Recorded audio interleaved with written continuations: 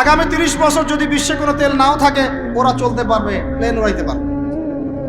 ওদের মিলস বন্ধ হবে না, ফ্যাক্টরি বন্ধ হবে না, ওদের ইন্টারনেট সেকশন বন্ধ হবে না, বিদ্যুৎ বন্ধ হবে না, ওদের কোনো কিছুই বন্ধ হবে না, কোনো প্রযুক্তি বন্ধ হবে না। এত তেল তারা রিজার্ভ করলো কি দিয়ে? ওর দেশে ছাপানো বিনামূল্যের ডলার দিয়ে। এরপরে তারা আরবদেরকে বুঝালো, ইয়া শাইখ, আরবদেরকে বুঝালো, হাবিবি, ইয়া হাবিবি, কাছে আসেন, শোনেন, আমরা আপনাদের কাছে তেল আছে, আপনারা তো তেল বয়কট করে দিয়েছেন, আর তেল ছাড়া তো আমাদের যুদ্ধ বিমান ফ্লাই করছে। তেল কাদেরকে দিয়েছে আল্লাহ পাক? মিডল ইস্টে আরবকে দিয়েছে, ঠিক আছে?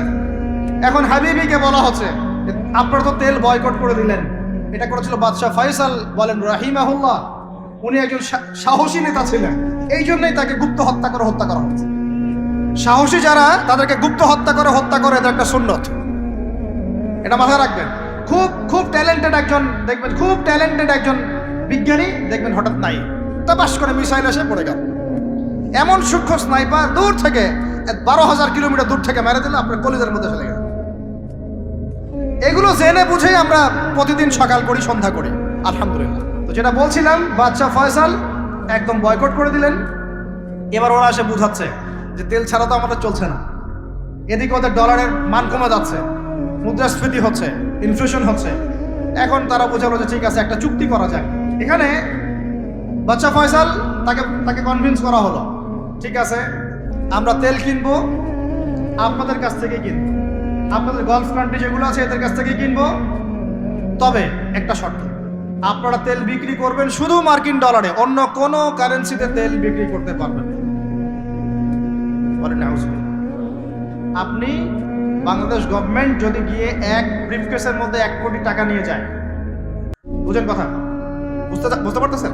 1 কোটি টাকা, আমাদের টাকা নিয়ে গিয়ে যদি বলে শেখ হাবিবি আমাকে তেল দাও, ওরা বলবে তেল দিতে পারবো না, খালাস, কুল্লু খালাস, এখান থেকে বের হও। কথা বুঝতে পারেন না? 1 কোটি কি দিবেন? টাকা, তেল দিবে না, লিখে নেন, দিবে না।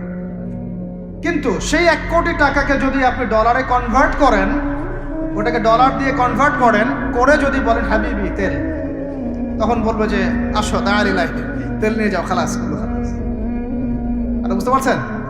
তেল বিক্রি করব শুধুমাত্র ডলার দিয়ে, ডলার ছাড়া অন্য কোনো কারেন্সিতে তেল বিক্রি করতে পারবো না। এটা পশ্চিমারা আরবদের সাথে একটা সন্ধি করলো, আর কি চুক্তি করলো। এই চুক্তির নাম হলো পেট্রো ডলার মনিটরি সিস্টেম। বুঝতে পারলাম? Petro dollar monetary system. এর বদৌলতে আরবের মরুভূমি হয়ে গেল এখন একদম অট্টালিকার প্রাসাদ। বোঝা যায়? মরুভূমিগুলো হয়ে গেল কি অট্টালিকার প্রাসাদ, আর বাকি পুরো মুসলিম উম্মার উপর দেখেন কি দুরবস্থা। শুধু তাই না, ওই ডলার হলো একদম লিডার, কারেন্সির লিডার। এখন ওই ডলার তেলের মান নির্ধারণ করবে, আপনি টাকা দিয়ে করতে পারবেন। সারা বিশ্বের সবচেয়ে বড় অর্থনৈতিক জুলুম হচ্ছে এই পেট্রো ডলার মনিটরি সিস্টেম। এর চেয়ে বড় কোনো জুলুম হয়নি অর্থনৈতিক জীবন।